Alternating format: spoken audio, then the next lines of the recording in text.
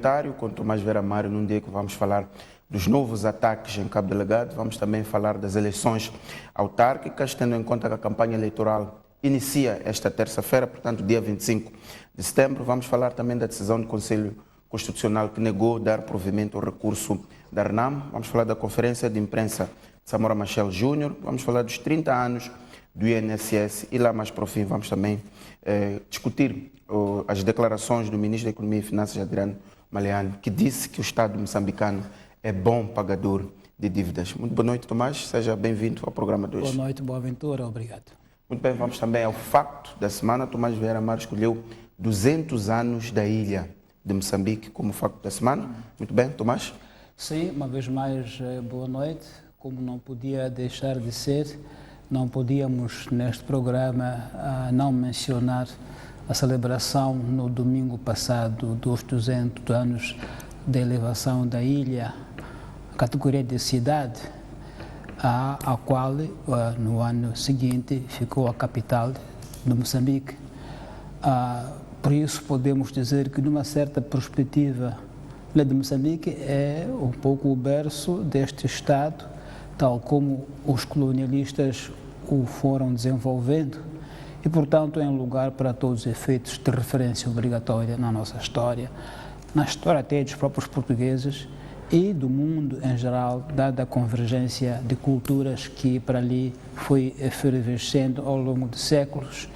Está de parabéns o Governo Central, está de parabéns o município da Ilha de Moçambique pelo evento bastante digno que marcou estes 200 anos da ilha, que trouxe à ribalta a memória do local, trouxe estrangeiros às dezenas, trouxe festivais, trouxe cultura, trouxe vida à ilha e nos fez recordar a nossa, enfim, grande parte da nossa história enquanto território assim constituído.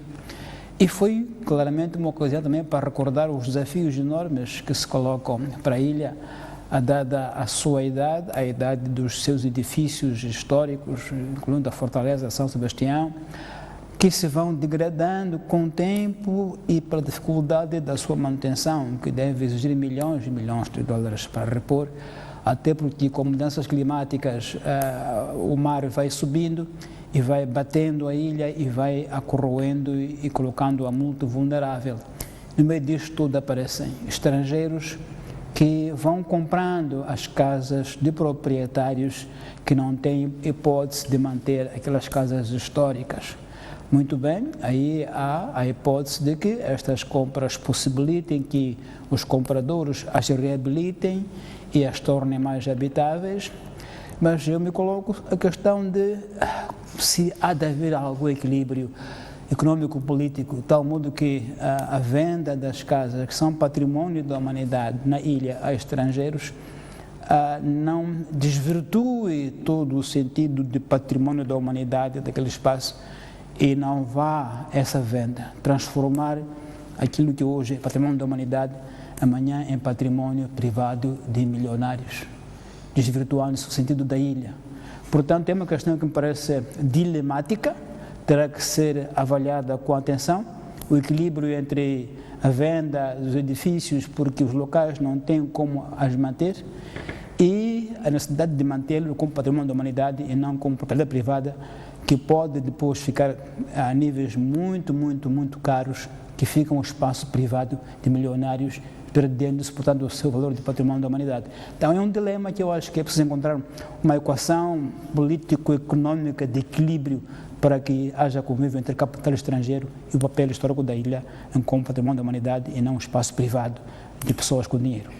Muito bem, Tomás, vamos então aos temas que selecionamos para hoje. Comecemos mesmo pelos novos ataques em Cabo Delgado. Vimos esta quinta-feira entre 10 a 12 mortos, 14 feridos, mais de 50 casas incendiadas.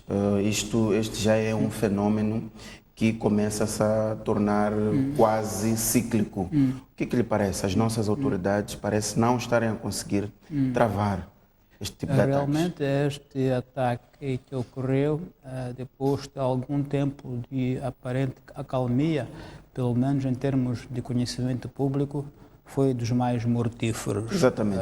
Morreu muita gente. Não é normal e não é de ter como normal e passar despercebido que um ataque cause mais de 10 mortos, incluindo crianças, com incêndio de centenas ou dezenas de casas. Portanto, é algo realmente que deve preocupar e preocupa toda a sociedade, porque parecia que de algum modo havia se estancado esta onda de violência em Cabo Delgado, mas quando ele volta e com este tipo com nível de mortandade e de destruição, é motivo para preocupar de facto a sociedade moçambicana toda, sobretudo, já se disse, numa zona como aquela, que é hoje o foco de grandes investimentos. O ministro da Defesa, o general Salvador Mutumu, que apareceu na sexta-feira, no quadro das comemorações das FPM, dizendo que, são jovens que, na sua maioria, são originários dali de Macomia. Havia sido noticiada a sua fuga, o seu desaparecimento, em número de 23, há um tempo atrás, e, portanto, serão eles que, encurralados, desesperados, estarão a queimar casas dos seus próprios familiares ou dos seus vizinhos, o que, para todos os efeitos, é sinistro. É sinistro que meninos da sua própria aldeia, encurralados onde quer que seja, voltem e queimem a sua aldeia e matem seus parentes. Temos que nos perguntar sempre o que é que ocorre na mente desses jovens. Essa explicação, no seu entender, Tomás Vieira Amaro, faz sentido? Eu acho que a ideia do ministro é de que, uma vez encurralados, não têm onde ir e procuram, enfim, salvar-se queimando casas. De qualquer modo, assim também não tem onde ir. Ou seja, fica cada vez mais difícil que eles regressem à casa, se são dali e fazem o que fazem. Então, é um pouco sem lógica, portanto, essa atuação, se esse for o facto. De qualquer modo, o facto é que este foi um ataque muito, muito mortífero. E, portanto, dá para pensar 2, 3 vezes o que é que se passa, se realmente não é possível conter, prevenir os pontos de entrada e evitar que, porque até matar-se 10 pessoas numa aldeia como Macomia, imagina quanto tempo lá ficaram. Não foi algo de 5 minutos, foi algo de um tempo prolongado. E aquilo não é mato, pode ser uma aldeia longínqua, mas não é mato. E, portanto, uma vez mais nos interrogamos sobre até que ponto estamos preparados para conter este tipo de... A grande questão, Tomás, neste caso é o que fazer, como resolver esta situação, que começa já a aparecer um fenômeno que veio para ficar. Que tipo de reação é preciso ter para conter e travar este tipo de ataques? Bom, já aqui abordamos essa pergunta de 1000 maneiras, não só nós, mas outras instâncias, outros estudos abordam até as possíveis causas e, portanto, a possível hipótese de conter, mas, nomeadamente, a mobilização das populações locais para denunciar movimentações estranhas há de ser uma das estratégias, sem dúvida, porque se são pessoas locais, são jovens dali, como dizia o ministro, que fazem o que fazem, portanto, quando aparecem, são conhecidos e são reconhecíveis e podia ser possível rapidamente denunciar-se a sua presença e mobilizar as forças de defesa e segurança para proteger a região. E, portanto, se a população não mostra capacidade ou interesse ou vigor em denunciar, os que são locais fica mais complicado.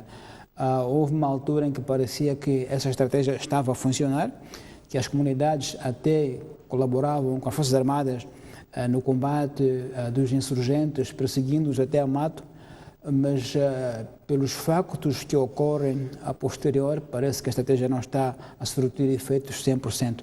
É sempre complicado debelar este tipo de insurgências que aparecem do nada, e sobretudo esta que até agora não tem liderança conhecida, não se sabe bem quem é que os comanda, onde é que está, porque seria um ponto de partida para, enfim, haver algum diálogo. Vi o comandante da polícia aí há umas semanas, também em Cabo Delgado, dizer que identificámos os cabecilhas, deu nomes, mas honestamente não parecia que fosse uma informação sólida, não é?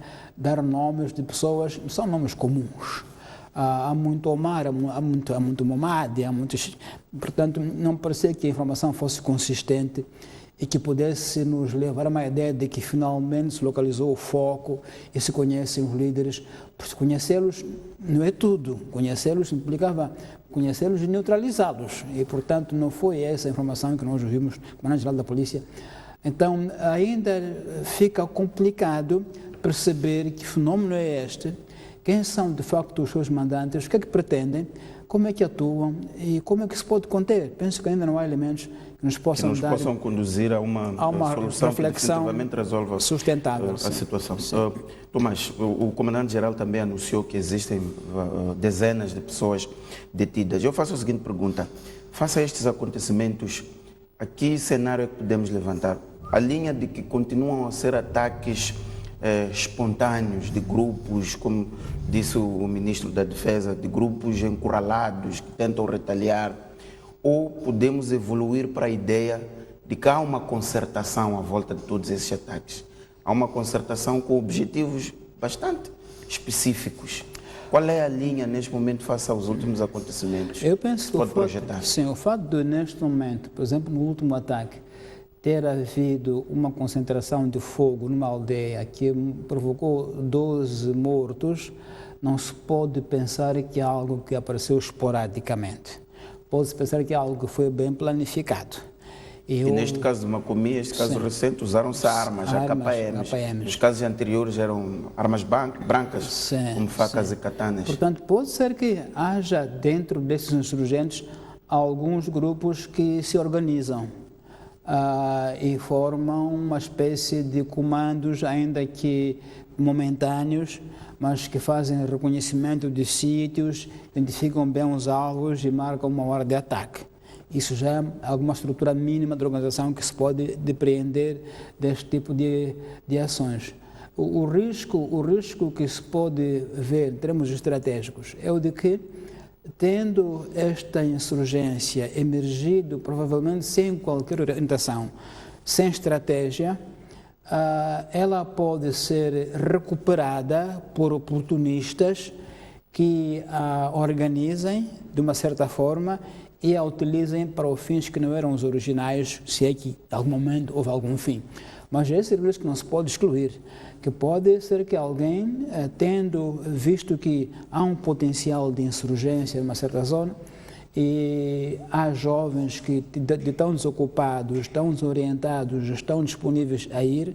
Já foi comunicado de que um grupo de jovens ia do Niassa para Cabo Delgado, foi interceptado. Vários grupos, incluindo um também que saía da Zambésia para Nampula. O que mostra que há uma disponibilidade desorientada, mas há, de jovens que, não tendo ocupação, não tendo se calhar muita agenda na sua vida, encontram nisso um exercício de ocupação de tempo, até sem qualquer missão. E pode ser que alguém, dando conta dessa disponibilidade, faça uso desses jovens e crie uma situação talvez muito mais complicada do que é hoje. Então, esse risco, penso que os que são estrategas não devem excluir nas suas análises.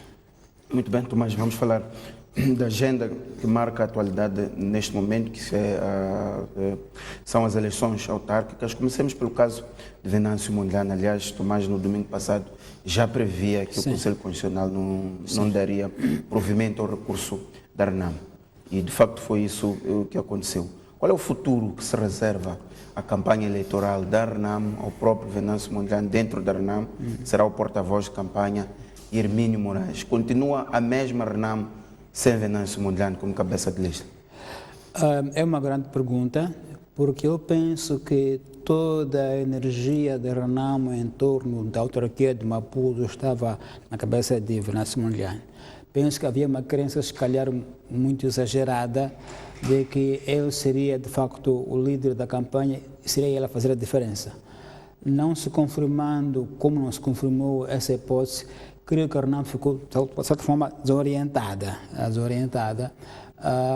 Como já que eu dizia, eu conheço o general Hermínio Moraes, conheço de Roma, nas negociações de Roma, como pessoa, uma pessoa muito afável, muito bem conversador, mas não tem como pessoa o carisma, de fazer grandes reuniões de massas, mobilizar pessoas, salvo que nos surpreenda.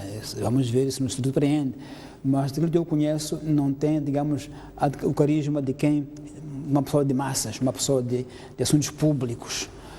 E, portanto, nesse aspecto, a campanha da Renamo poderá ser empobrecida. E, obviamente, por mais que o Venâncio Mondlane tenha dito, como disse, que vai ser o porta-voz da campanha, isso não preenche a lacuna de que ele não é o cabeça de lista, não preenche toda a movimentação. Aliás, penso que a aposta da Renamo derivava da percepção do Mondlane em 2013. Portanto, se o Venâncio Mondlane em 2013 teve aquele desempenho que teve, penso que a Renamo teve como referência este desempenho dele em 2013. E, portanto, não é na figura do general Moraes, que ninguém conhece como um político. E, portanto, esse pressuposto de Mondlane tendo desmoronado, a Renamo ficou, de certa forma, desorientada na sua campanha. Vamos ver o que é que vai acontecer.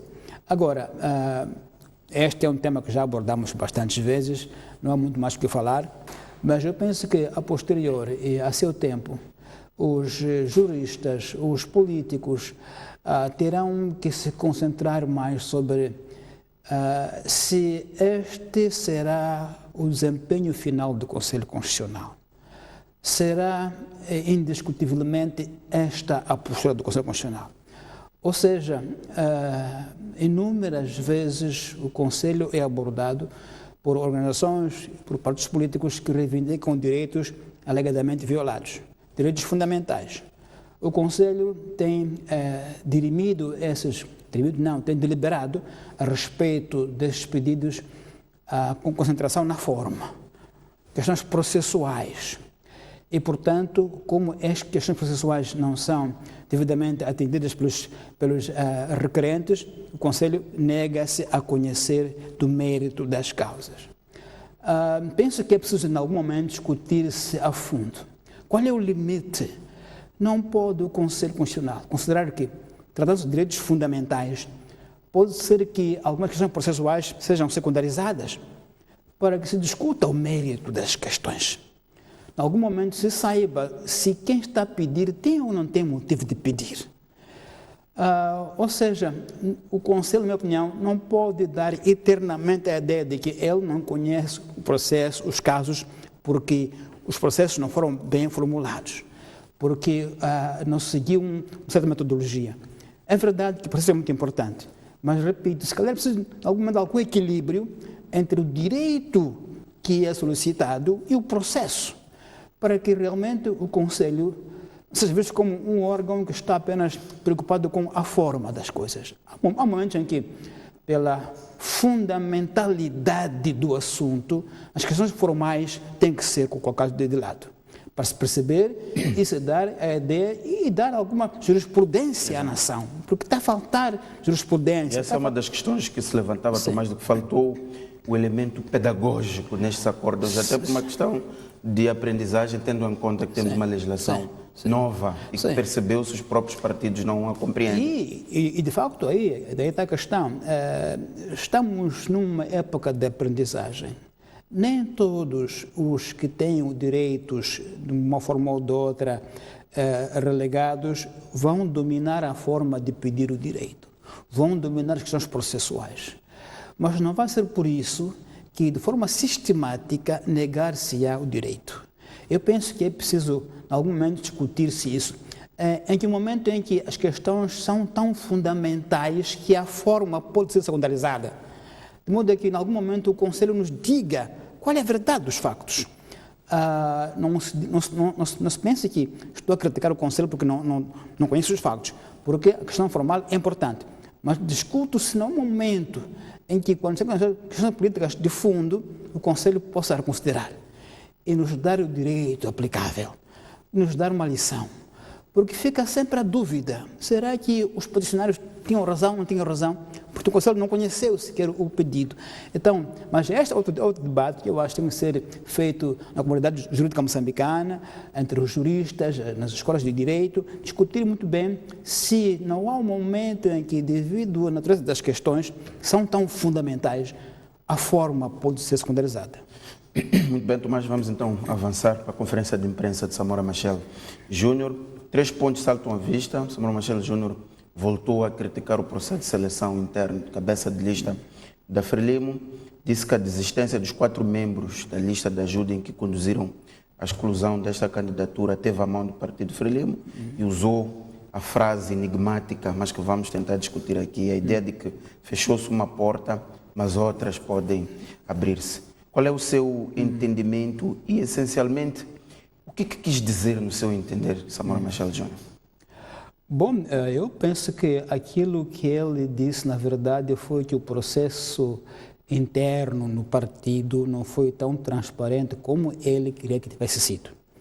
O que ele quis dizer foi que não lhe foi dada a oportunidade que os estatutos previam de ele também poder candidatar-se internamente e ser elegível a pré-candidato. E, portanto, ele dá a ideia de que terá havido algumas artimanhas que o bloquearam. Essa que é claramente a ideia que ele dá das razões porque que não chegou a ser candidato do partido e foi, no fim, recorrer à ajuda para se candidatar. Agora, quando diz que uma porta se fecha, outras se abrem, bom, ele deixa-nos a nós a liberdade de especular que portas são as que se abrem, já que ele próprio não quis dizer.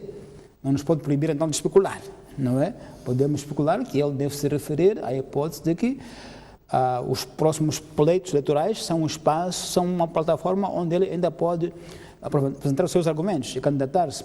Por exemplo, já que dizíamos para eleições provinciais, governador provincial, e outras plataformas, como para Assembleia da República, tudo isso é uma porta que se pode abrir. Ou seja, se ele fosse edil de Maputo, não poderia, por incompatibilidade, ir a outras propostas. Fechou-se esta, então quer dizer que já é compatível que ele concorra para outros lugares, através, quer da Frelimo, quer de outras plataformas. Portanto, essa é a hipótese que se pode colocar de outras portas se abrem. Agora, aquilo que eu acho que é de facto importante a reter, na minha opinião, já que eu disse, é que a eleição autárquicas são um momento muito importante porque questiona e coloca em causa até que ponto os partidos internamente são democráticos, até que ponto há um espaço de democracia interna dos partidos, porque isso é em causa. Até que ponto é que a direção dos partidos, historicamente centralizada, encontra elasticidade suficiente para dar espaço a opções que não sejam as ortodoxas, as históricas, porque está em causa isso. É democracia interna, tal que não crie confusão, não crie uma espécie de jogo de expressões entre a vontade das bases e o poder central. O que é que as bases podem fazer? Até onde podem fazer as bases? Qual é o limite do seu poder? Até que ponto é que o poder central interfere nas bases? Eu acho que isto foi um debate que essa candidatura de Samora Machel Júnior suscitou. Para perceber bem, ao nível de todos os partidos. Todos os partidos. Que, olha, há aqui um momento de discussão interna muito importante de aprendizagem sobre como é que nós estamos preparados para a abertura. Quando falamos de bases, qual é o poder das bases mesmo? As bases muitas vezes não são uma espécie de um elemento criado para manipular vontades. Até que ponto é que elas, de facto, o que pensam é acolhido pela parte central? Esse é o debate que me parece central que emergiu deste debate. Da parte da Renam, penso que há uma outra lição, que é o que é que pode acontecer se um partido mostra-se não preparado a ponto de recorrer a quadros que saem de outros partidos na última da hora. Até que ponto é que um partido pode resistir à migração política de políticos em tempos eleitorais? Porque isso vai acontecer muitas vezes. Em tempos de eleições, há de haver migrações de um lado para o outro. Os partidos têm que saber se, pelo fato desta pessoa brilhar muito no partido A, será que por isso mesmo eu devo atraí-lo para o meu partido e colocá-lo no topo das minhas opções? Não é um risco. Não é um risco, não só em termos, como aconteceu em termos legais, mas em termos de desanimar o militante mais consistente, mais persistente, mais fiel, que atravessou fases difíceis, mas foi fiel. De repente, o que tinha desistido do partido volta e é içado como bandeira. Esses são debates que eu acho que essas eleições trazem e que os partidos devem agora perceber bem o que pode ocorrer nesses processos, porque a questão da migração vai acontecer muito, o mercado político vai acontecer muito nos tempos que vêm. E preciso que os partidos saibam equilibrar entre atrair aquilo que acham que brilha muito lá fora e valorizar o que está cá dentro e que sempre estava aqui como fiéis. Acho que a Renam, neste caso, teve uma lição, me parece muito importante, com o caso Venâncio Mondlane. Muito bem, Tomás, voltemos para Samora Machel Júnior. De alguma forma, esta conferência de imprensa transmite a ideia de que o braço de ferro entre Samito e a Frelimo está lá presente. As palavras que usou. Percebe-se que ainda existe um déficit, digamos, de diálogo, de entendimento dentro da Frelimo. Quando ele conta um pouco, muito pouco, ele é uma pessoa muito parca de palavras, muito resumido, muito contido, não se expande, não comenta, mas quando brevemente conta a motivação que o levou a candidatar-se pela JUDEM, diz que quando foi, enfim, apresentar-se às bases, sentiu que havia problemas de descontentamento entre membros do partido, porque havia pessoas que falavam em nome da Frelimo, mas na verdade não exprimiam a Frelimo verdadeira, que as pessoas estavam carentes de projetos de honestidade, dignidade do povo, respeito ao povo.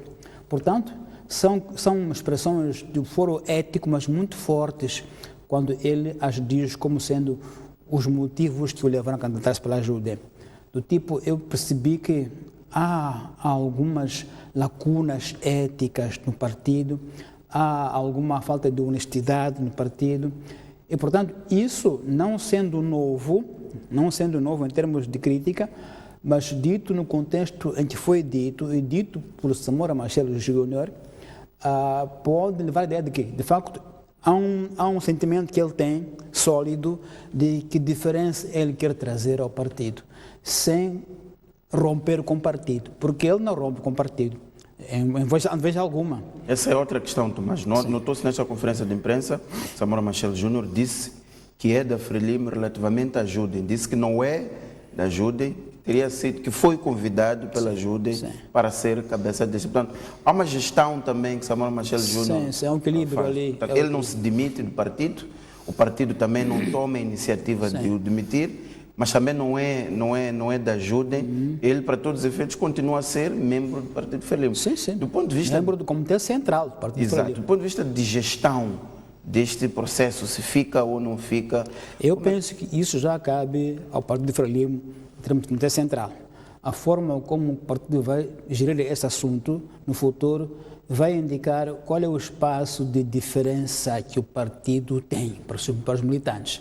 Se há ou não há um espaço de diferença, de tendência dentro do partido. Porque se o partido entender que esta é uma manifestação de liberdade de expressão de um militante e não ruptura, nada acontecerá a Samora Machel Júnior no Partido Central. Se entender que é uma traição, como em termos formais poderia ser expulso.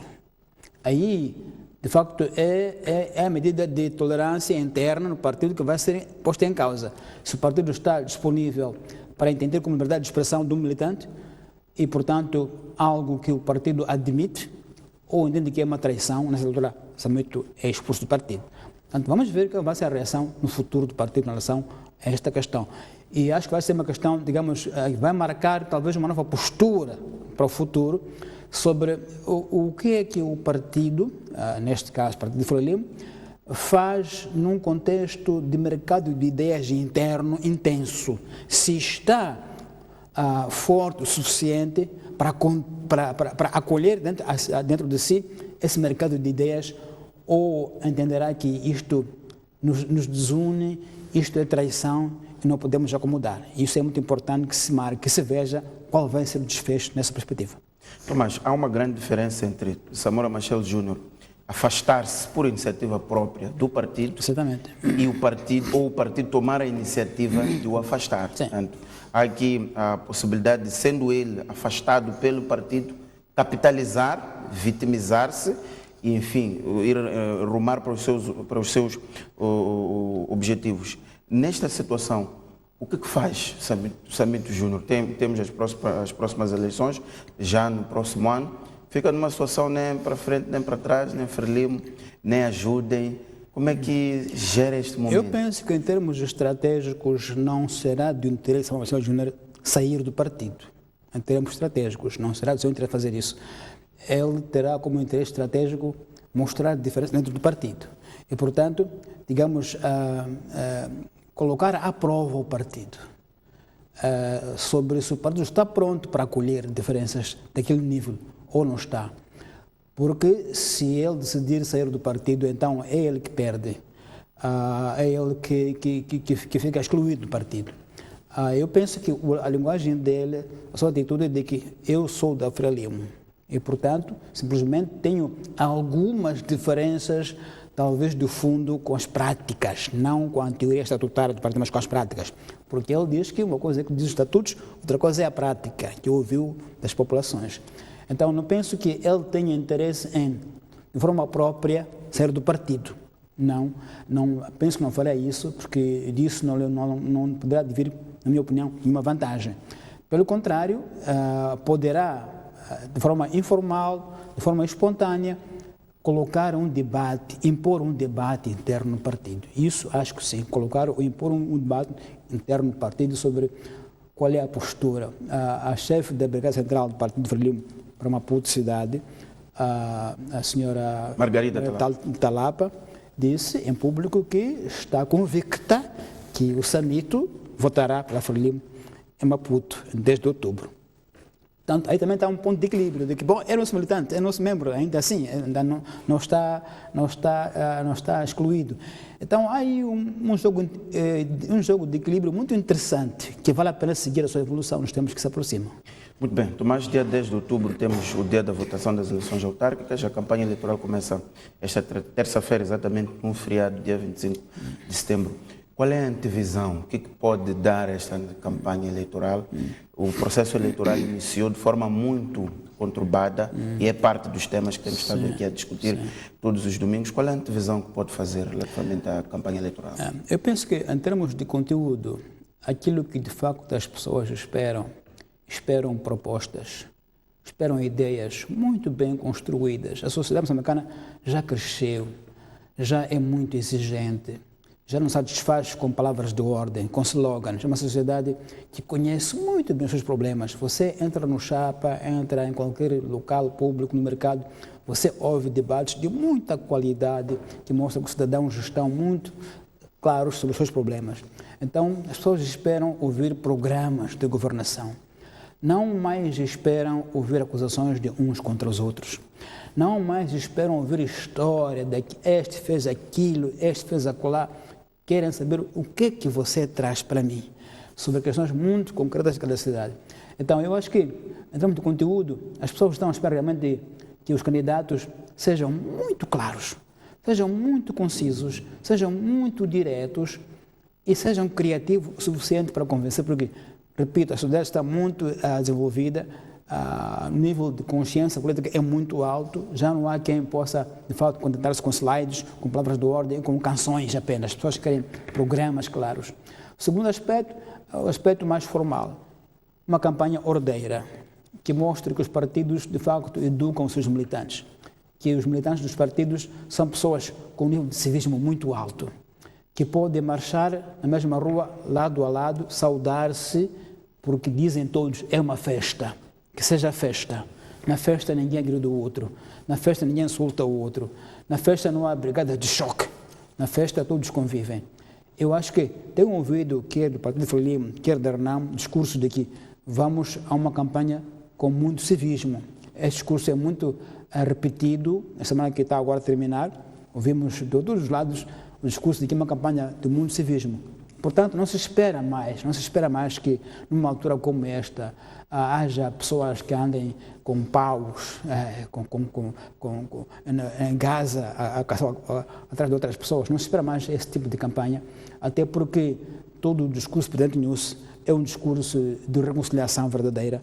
Acho que a campanha é um dos momentos onde esse discurso se torna verdadeiro, se torna realidade. Portanto, repito, as pessoas querem ouvir ideias, mas ideias muito claras, muito precisas, e não mais falácias, não mais promessas, não mais slogans ou canções, porque as pessoas estão muito bem informadas do dia a dia e estão cada vez mais exigentes, porque só uma campanha com conteúdo pode diminuir o nível de abstenção, que se prevê que seja muito alto. E se a campanha for ainda uma campanha fraca, de canções, de slogans, as pessoas vão dizer, bom, mais uma vez vai se repetir o que sempre se fez. E por aí não valerá a pena. Não vale a pena ele votar. As urnas. Muito bem, mas vamos avançar.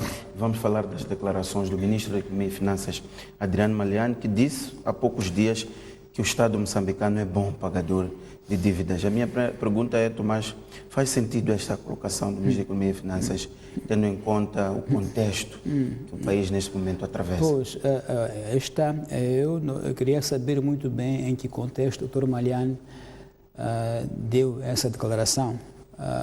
Muitas vezes os políticos pode ser que o que dizem seja verdade, mas há verdades que não se podem dizer em alguma circunstância, sob o risco de provocar outras discussões, que talvez não eram aquelas que o orador quis dizer.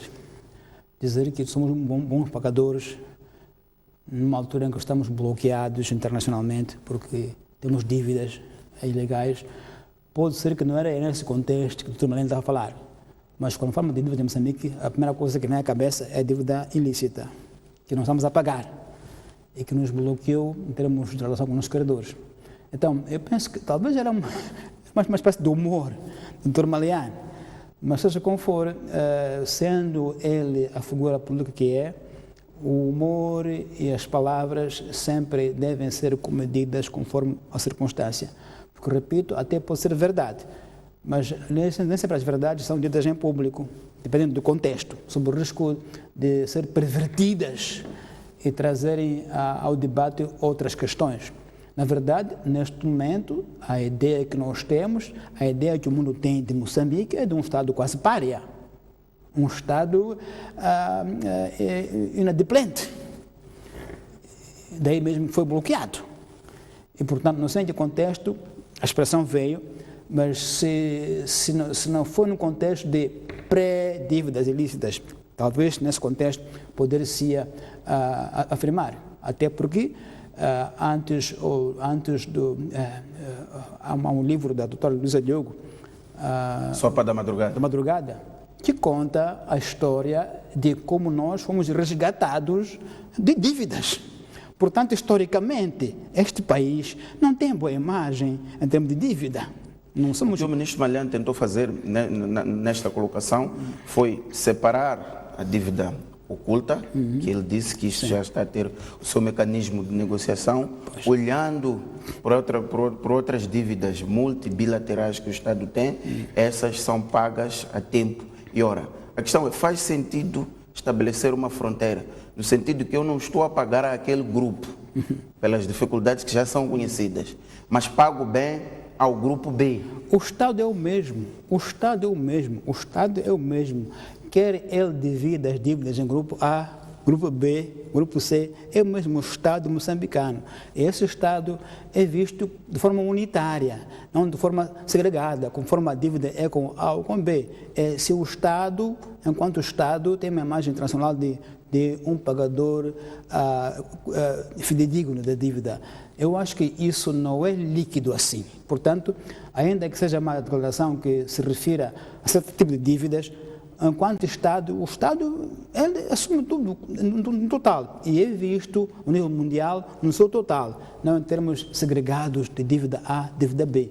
Então, repito, a questão de comunicação política é uma questão realmente muito séria e os nossos dirigentes, eu sempre digo isso, devem se preocupar em comunicar politicamente, sobretudo num país como o nosso, que tem tantas questões controversas e aquilo que nós dissermos em público tem que estar bem argumentado para não alimentar controvérsias, às vezes inúteis, como parece ser o caso. Acho que essa é uma controvérsia inútil que apareceu, se calhar, de forma inadvertida ou num contexto que não foi muito bem explicado pelo ministro. Exato, Tomás, ainda nesta situação há dois elementos. Um é que ao nível das agências de rating, Moçambique está numa posição bastante desfavorável. O Estado moçambicano. O Estado moçambicano. Sim, sim. E depois já a segunda linha, que é a dívida do Estado aos fornecedores. Exatamente. A dívida Mesmo aos fornecedores de bens e serviços a nível interno. Mesmo interno. Vimos Sim. o primeiro-ministro no mês passado, mês de agosto, a dizer que o governo está à procura de um mecanismo para pagar essa dívida. Portanto, nesse contexto, não se pode dizer que somos um bom pagador, porque realmente Moçambique internamente, o setor privado está muito sufocado, porque o Estado, sendo o maior contratante, também neste momento é o maior devedor. E, portanto, há um contexto que não é permissivo a este tipo de declarações do ministro Malayane. Muito bem, Tomás, vamos avançar e vamos falar dos 30 anos do Instituto Nacional de Segurança Social. Ouvimos o presidente a lançar um alerta, uma mensagem de força de que o INSS não pode ser o lugar de disputa de interesses de grupos. Isto muito à luz daquilo que nós temos assistido ao nível do INSS, suspeitas de desvio de fundos. Vemos o INSS a envolver-se em negócios muito fora daquilo que é a sua lógica de atuação. Quais são os desafios para a nossa segurança social, atendendo que é lá onde muita gente reserva o seu futuro? Sim. Bom, para começar, a felicitar o INSS por esses 30 anos e pelas informações positivas de modernização informática muito elevada, que permite que os beneficiários e os beneficiários do sistema possam aceder a toda a informação vital, até os empresários que querem participar em contratos públicos possam ter as suas doses de quitação de forma imediata. Isto é um avanço muito importante em termos de modernização do sistema. Agora, o ponto que coloca o presidente Nilce é, de facto, o ponto que sempre associou o INSS ao longo de anos, que é uma espécie de saco azul. Saco azul para projetos nem sempre viáveis, para projetos nem sempre transparentemente formulados e, por causa disso mesmo, não sustentáveis, em que os beneficiários ou devedores ou mutuários, tendo acedido a benefício do Instituto, fora de critérios de objetividade e critérios econômicos claros, depois podem não pagar ou pagam o que devem, um pouco a ferro e fogo. Há muitos casos desses que a mídia foi, ao longo dos anos, retratando. Até bancos que foram nascendo e não foram sustentáveis. E, portanto, há uma história de uso dos fundos do INSS para fins adversos àqueles para os quais os foi criado, que é para, de facto, os pensionistas e beneficiários poderem ter os seus direitos salvaguardados e, quando for preciso, poderem ter o apoio que precisam a tempo. Este ponto, presidente Nilce, me parece que toca em cheio essa história do INSS de ser um saco azul de interesses, muitas vezes grudados a negócios que só existem por aqui, aliás, à política. É a velha questão da promiscuidade entre negócios e política, e que muitas vezes colocou o INSS cativeiro desses interesses, com problemas muito sérios depois de solvabilidade. Esta é uma questão histórica do INSS, não sei se agora está mais acautelada, pelo menos em termos públicos não tem aparecido muitos escândalos, porque era mesmo isso que acontecia, eram escândalos de empréstimos mal negociados para negócios muito fora da missão e do escopo do INSS, e que, porque depois eram projetos insolúveis ou projetos não sustentáveis, prejudicavam então os interesses dos beneficiários mutuários e beneficiários pensionistas, que são esses os principais atores do INSS. Outra questão que sempre se discutiu era a forma de gestão do INSS. Quem é que o geria? Não é? Se é um banco dos trabalhadores, por que era o Estado a geri-lo? Não é? Eventualmente, esse debate culminou com a menção do Sr. Francisco Mazzoio com o PCA, que vem da OTM, portanto, é tipo devolver ao dono o que é dele, aos trabalhadores. E vejamos se essa solução foi a mais adequada, porque mais do que a origem do gestor é a sua capacidade, os seus níveis de ética para gerir um instituto que sirva os pensionistas e os beneficiários. Depois já a questão dos pensionistas fantasma. 7.000 fantasmas que estão no INSS. Quem é que os introduziu lá? Não há ninguém de fora que introduza funcionário fantasma no INSS. São os próprios trabalhadores do INSS que os introduzem. Portanto, quer dizer que dentro do sistema há muito rato que rouba o sistema. 7.000 pessoas fantasmas é muito dinheiro que sai para pagar pessoas que não existem.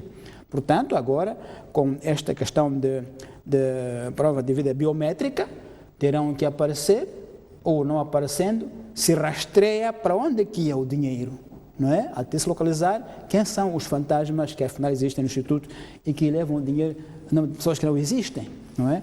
Este é outro problema muito sério, porque é muita gente e você sabe qual é o nível de dinheiro que sai destes 7.000 trabalhadores fantasmas que o Instituto diz que tem. Então, são desafios muito sérios de gestão de um bem público sensível, que parece que agora, a celebração com pompa na quarta-feira, pareceu celebrar, digamos, uma nova fase. Vejamos se é isso mesmo que vai acontecer na prática nos anos que seguem. Mas não há dúvida que é uma instituição que, ao longo de 30 anos, esteve associada a negociatas politicamente... A polêmicas. Portanto, um dos maiores desafios neste momento é a credibilização do INSS. E realmente, acho que essa é a questão central das instituições públicas. São ou não são credíveis? O cidadão não acredita nas instituições. As instituições podem modernizar-se, informatizar, o cidadão sempre suspeita, porque há um histórico de falta de seriedade nas instituições. O INSS agora parece que está uma campanha de credibilização, uma campanha de ser algo sério para o pensionista e o beneficiário. Vejamos se atinge a meta de facto, os beneficiários acreditar no Instituto, na instituição, em como é para eles e é por eles que ela existe e não por terceiros que não têm nada a ver com o sistema. Porque acho que esse que é o ponto fundamental das negociatas e contratos e créditos dados a pessoas fora do sistema, muitas vezes sem critério de que o dinheiro há de voltar a tempo e com os juros necessários. Muito obrigado, Tomás Vieira Amar. Desta forma, fechamos o nosso programa Pontos de Vista. Assim, caro telespectador que nos acompanhou, obrigado pela sua audiência e até daqui a 7 dias.